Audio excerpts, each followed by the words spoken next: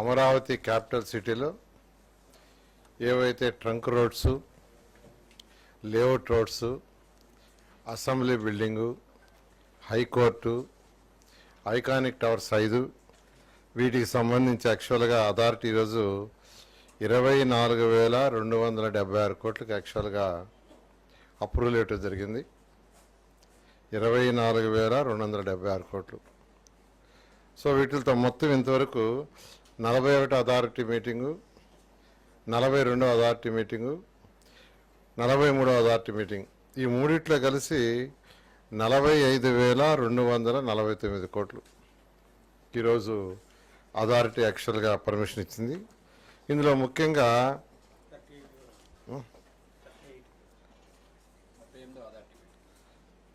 38 authority meeting కూడా 684 కోట్లు ఉంది. ఇందులో మెయిన్గా ఇవాళ అసెంబ్లీ బిల్డింగు మీకు అందరికీ తెలిసిందే. ఈ బిల్డింగ్ మొత్తం 103 ఎకరాల్లో యాక్చువల్గా నిర్మిస్తున్నాం. ఇది మొత్తం 11.22 లక్షల చదరపడుగుల కన్స్ట్రక్షన్. 11.22 లక్షల చదరపడుగుల కన్స్ట్రక్షను. ఎత్తు 250 మీటర్లు. ఈ అసెంబ్లీ సంవత్సరంలో జరిగేది 40 నుంచి 50 రోజులే. రిమైనింగ్ డేస్లో ప్రజలు దాన్ని యాక్చువల్గా ఏంటంటే ఆ టవర్ పైనకి సిటీ మొత్తం చూడొచ్చు. అలా యాక్చువల్గా దాన్ని డిజైన్ చేయడం జరిగింది. ఇది అంటే ఫేజ్ 1. దీంట్లో కూడా ఇన్ఫ్రాస్ట్రక్చర్ ఉంది, ఇంటర్నల్ స్ట్రక్చర్. అది కాకుండా 765 కోట్లు దీనికి ఖర్చు అవుతుంది. అదేవిధంగా హైకోర్టు భవనం, ఇది మొత్తం 20,32,000 చదరపడుగులు. 20,32,000 చదరపడుగులు. ఇది 42 ఎకరాల్లో నిర్మిస్తున్నాం. ఇది basement plus ground plus 7 floors, మొత్తం 55 మీటర్లు ఉంటుంది. దీని హైట్ 55 మీటర్లు. దీని కన్స్ట్రక్షన్కి ఇంటర్నల్ ఇన్ఫ్రాస్ట్రక్చర్ కాకుండా 1,048 కోట్లు అవుతుంది. 1,048 crores. ఇదే విధంగా టవర్స్, ఈరోజు టవర్స్ తీసుకుంటే 5 టవర్స్ ఉన్నాయి. అందులో GAD టవర్ తీసుకుంటే అది basement plus ground plus 47 floors plus terrace floor, 47 ఫ్లోర్లు ప్లస్ టెర్రస్ ఫ్లోర్. ఇది మొత్తం 17,03,433 చదరపడుగులు. 17,03,433 చదరపడుగుల్లో కన్స్ట్రక్ట్ చేస్తున్నాం. అదేవిధంగా towers, tower 1, tower 2, tower 3, tower 4 ఇవన్నీ కలిసి అంటే GAD టవర్ కానీ లేదా టవర్ 2, టవర్ 3, టవర్ 4, టవర్ 5 అన్నీ కలిసి 68,88,064 చదరపడుగులు. సో అడ్మినిస్ట్రేటివ్ సంబంధించి అసెంబ్లీ, హైకోర్టు తీసేస్తే మినిస్టర్లు కావచ్చు, సెక్రటరీస్ కావచ్చు, HODలు కావచ్చు, వాళ్ళ కింద స్టాఫ్ కావచ్చు, అందరూ ఉండటానికి 68,88,064 చదరపడుగులు లక్షలు నిర్మిస్తున్నాం.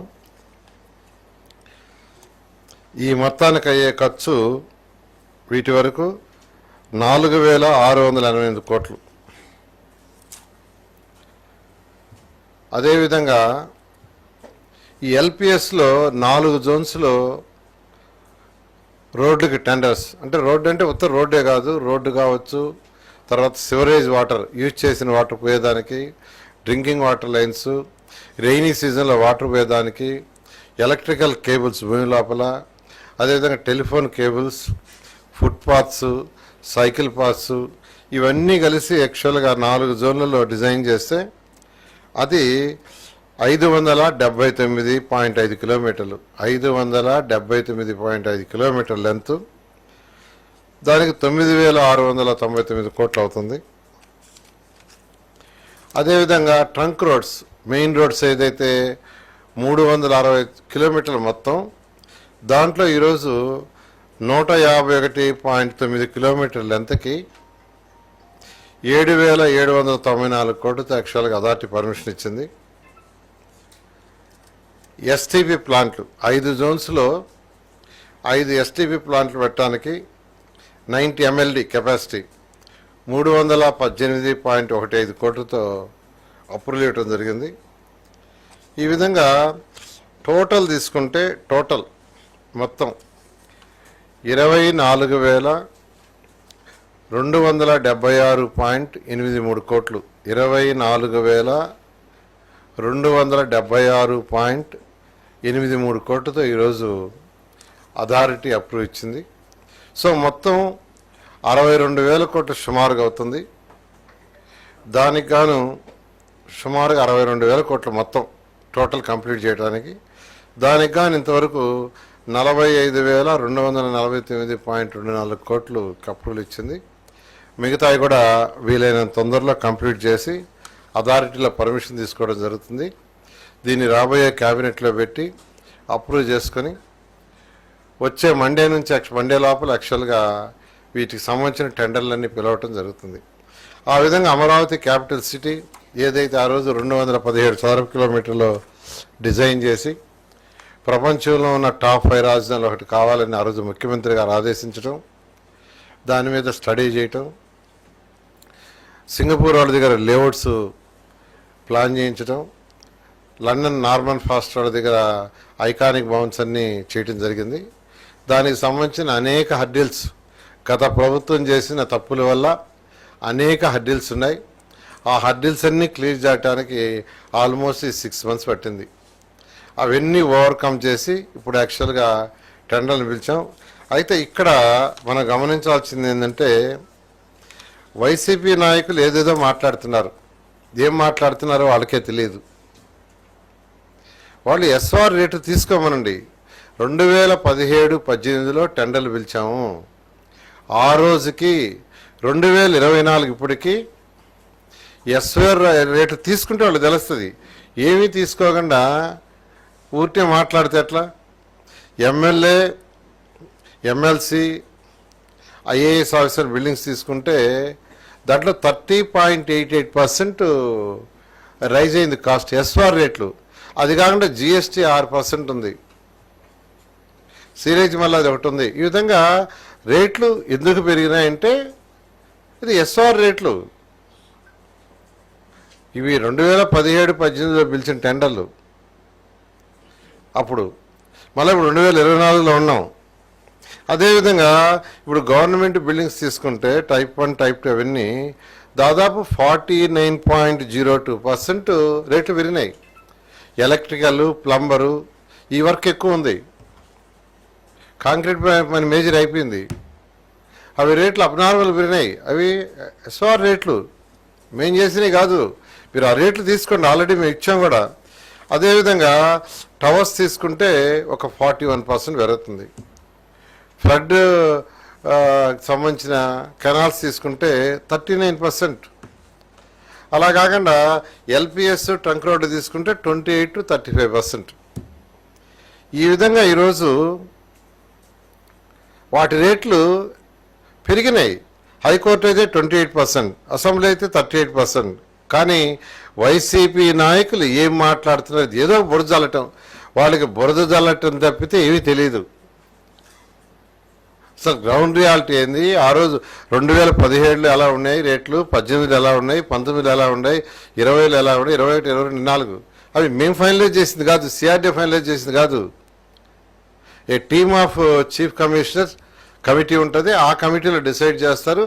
ఆ రేట్లని ఆర్ఎండ్బి కావచ్చు, పంచాయతీ కావచ్చు, మున్సిపాలిటీ కావచ్చు, ఇరిగేషన్ కావచ్చు, ఎనీ డిపార్ట్మెంట్ ఫాలో కావాలి. ఆ రేట్లు తీసుకున్నాం. సిఆర్డీ చేసిన రేట్లు కాదండి ఇవన్నీ.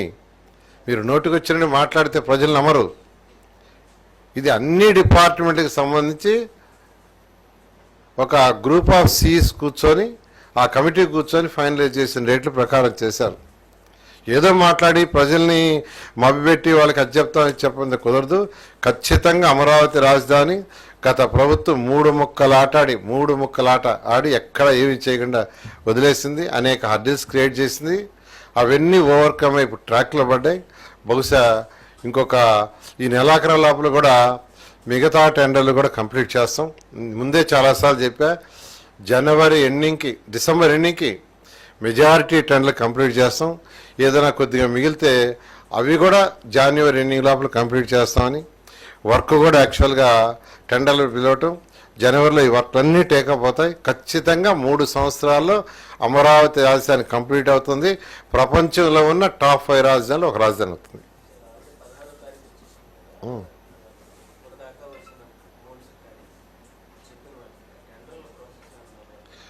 టెండర్లు యాక్చువల్గా ఒక 3 డేస్లో యాక్చువల్గా స్టార్ట్ అవుతాయి. అది కూడా ఏంటంటే ఏదైతే గతంలో చేసిన కాంట్రాక్టర్లు వాళ్ళది క్లోజింగ్ కొద్దిగా డిలే అయింది. వాళ్ళ దగ్గర నుంచి అగ్రిమెంట్లు అంతా ఇవాళ సిఎస్ గారి దగ్గరికి ఫైల్ పోయింది. అది కూడా ఇప్పుడు యాక్చువల్గా సైన్ అయ్యి రాగానే టెండర్లు వెళ్ళటం. ఎందుకంటే ఎక్కడ కూడా టెక్నికల్గా కానీ లీగల్గా కానీ ఎటువంటి ప్రాబ్లం రాకూడదని అన్ని సిస్టమేటిక్గా చేస్తున్నాం. అది ఒక్కటి వచ్చేస్తే ఆ యొక్క అగ్రిమెంట్స్ ఏదైతే వాళ్ళు క్లోజ్ చేసుకుంటున్నారో ఆ అగ్రిమెంట్కి సంబంధించిన ఫైలు బహుశా వాళ్ళ రాత్రి రేపు మార్నింగ్ వచ్చేస్తుంది. అది రాగానే ఇమీడియట్గా టెండర్ వెళ్ళొచ్చు. పేమెంట్స్ ఎంత ఇవ్వాలనేది క్లియర్గా చేశారు.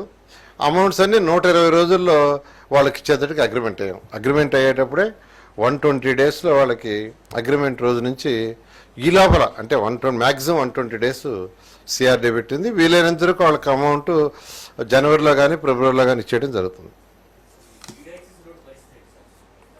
సీడాక్స్ రోడ్డు కూడా చేస్తాం.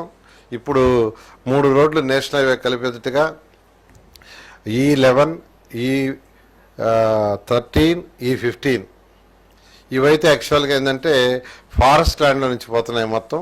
E11, 13, 15 నేను నిన్న పోయి ఫిజికల్గా కూడా స్టడీ చేసి వచ్చాను. ఆ లీ కన్సల్టెన్సీ చేస్తున్నారు. ఆల్మోస్ట్ ఒక రోడ్డుకైతే ఆల్మోస్ట్ ఫైనల్కి ఇచ్చేశారు. మిగతా 2 రోడ్డు కూడా ఒక వారంలో ఇస్తా ఉన్నారు, 1 వీక్లో ఇవ్వగానే. ఎందుకంటే అక్కడ ప్రైవేట్ ల్యాండ్స్ చాలా తక్కువ ఉండేది. అది కూడా ఆక్యుపై చేసుకుని ఇళ్ళు ఉన్నాయి ఫారెస్ట్లో. తక్కువ ఇళ్ళు పోయేటట్టుగా ఎక్కడైతే వీలుందో అవి చేయమన్నా ఆ విధంగా తయారు చేశారు.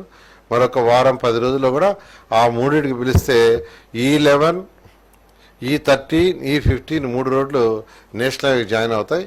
ఈ యొక్క ఉండవల్లి దాంట్లో పెనుబాకులు ఏదైతే ల్యాండ్ ప్రాబ్లం ఉందో ఆ రైతులతో కూడా మాట్లాడుతున్నాం. ఇవాళ కూడా ఉండవల్లి నుంచి వచ్చే 8 ఎకరాలు మేము ఇస్తామని ఈ విధంగా ఈ మధ్య కొద్దిగా ఇస్తున్నారు.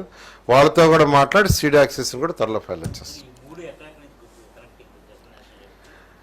E11, E15, E16 ప్లేసా పాయింటా ఒకసారి చెప్పాలా. ఒకటైతే నేషనల్ హైవేకి ఎక్కడ కలుస్తుందంటే డీజీపీ ఆఫీస్కి పక్కనే కళ్యాణపురం ఉంటుంది, మధ్యలో పోతుంది. ఆ రెండింటి యొక్క మధ్యలో పోతుంది. ఒకటి వచ్చి అంటే ఎయిమ్స్ ఏదైతే ఉందో దానికి లెఫ్ట్ సైడ్ ఒకటి వస్తుంది, రైట్ సైడ్ ఒకటి వస్తుంది. ఆల్మోస్ట్ ఆ హిల్ ఉంది. హిల్కి లెఫ్ట్ సైడ్ ఒక రోడ్ నేషనల్ హైవే కలుస్తుంది. అదే హిల్కి రైట్ సైడ్ వచ్చి నేషనల్ హైవే కలుస్తుంది. ఒకటి వచ్చి మంగళగిరి రోడ్లో కలిసి అక్కడి నుంచి నేషనల్ హైవేలోకి పోతుంది. ప్రాబ్లం ఏం లేదు. ప్రాబ్లం ఏది వెస్టర్న్ బైపాస్ రోడ్ ఏదైతే డిజైన్ చేశారో అదే ఫైనల్. No change. ముఖ్యమంత్రి గారు చెప్పారు. వెస్టర్న్ బైపాస్ దిగేదా మీరు అడిగేది? ఇక్కడ వెస్టర్న్ బైపాస్ రోడ్లో యాక్చువల్గా జరిగింది ఏంటంటే మాస్టర్ ప్లాన్లో సింగపూర్ వాళ్ళు ఇచ్చినప్పుడే డిజైన్ చేసినప్పుడే 2 దగ్గరలు దిగేటట్టుగా ఇచ్చారు. ఆ యొక్క బైపాస్ రోడ్డు మీద పోతూ 2 దగ్గరల ఈ యొక్క అమరావతి క్యాపిటల్ సిటీలో ఏదైతే 360 కిలోమీటర్ రోడ్లు డిసైడ్ చేసాం 2 దగ్గరల, అందులో E5 దగ్గర దిగేటట్టుగా చేశారు. అయితే గత ప్రభుత్వం వైఎస్ఆర్సీ ప్రభుత్వం 2021లో ఆ కాంట్రాక్టర్లు అడిగారు, సార్ మేము దిగటానికి 120 మీటర్ల వెడల్పు ఉండే రోడ్డు కావాలి, వెడల్పు 120 మీటర్లు కాబట్టి అటు ఇటు రోడ్డు ఇవ్వమంటే వాళ్ళు ఎక్కడో చూసేసి ఒక దగ్గర ఇచ్చేశారు. E4 దగ్గర, అది E4కి దగ్గరలో ఇచ్చేశారు. అందువల్ల ఏంటంటే వాళ్ళు అక్కడ డిజైన్ చేస్తామంటే నేను యాక్చువల్గా మొత్తం సిఆర్డీతోనూ ఆ నేషనల్ హైవేలతో అందరితో కూర్చొని మ్యాప్లన్నీ స్టడీ చేసిన తర్వాత ఆ E5 దగ్గర దిగే పాసిబిలిటీ ఆల్రెడీ ల్యాండ్ కూడా పెట్టేశారు. అంటే ఒక పెద్ద సర్కిల్ వచ్చేదానికి కన్వీనియంట్గా సింగపూర్ వాళ్ళు ఇచ్చిన డిజైన్లోనే ల్యాండ్ ఇచ్చారు, సిఆర్డీ వాళ్ళు దానికోసం ల్యాండ్ వదిలేస్తున్నారు. అది వాళ్ళకి చూపించాను, నిన్నే జరిగింది యాక్చువల్గా. మళ్ళీ 2-3 రోజుల్లో కూర్చొని వాళ్ళతో డిస్కస్ చేసి వీలైనంత వరకు E5 దిగేటట్టుగా ఆ చిన్న మార్పు చేయడం జరుగుతుంది. Thank you. అదే అంటే అంతకుముందు ఆగిపోయింది, ఇప్పుడు మళ్ళీ రైతులు ముందుకు వస్తున్నారు. త్వరలో వాళ్ళందరితో మాట్లాడి డిస్కస్ చేసి దాన్ని క్లోజ్ చేయడం జరుగుతుంది.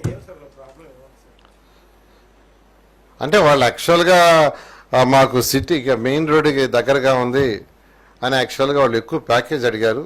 అయితే ప్రజెంట్లో అమరావతి క్యాపిటల్ సిటీలో ఒకసారి ప్యాకేజీ డిసైడ్ చేసిన తర్వాత దాంట్లో మార్పులు చేర్పులు చేయటం కుదరదని వాళ్ళకి చెప్పడం జరిగింది.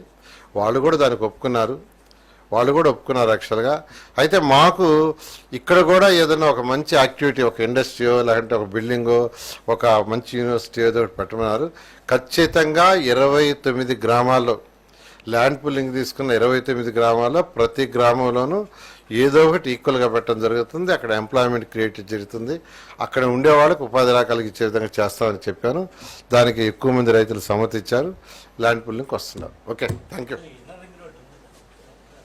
ఇన్నర్ రింగ్ రోడ్ కూడా ఉంది. ఇప్పుడే ముఖ్యమంత్రి గారు చెప్పారు ఇన్నర్ రింగ్ రోడ్ని కూడా యాక్చువల్గా ఇమీడియట్గా టేకప్ చేయమని. దాన్ని కూడా త్వరలో టేకప్ చేస్తాం. Thank you.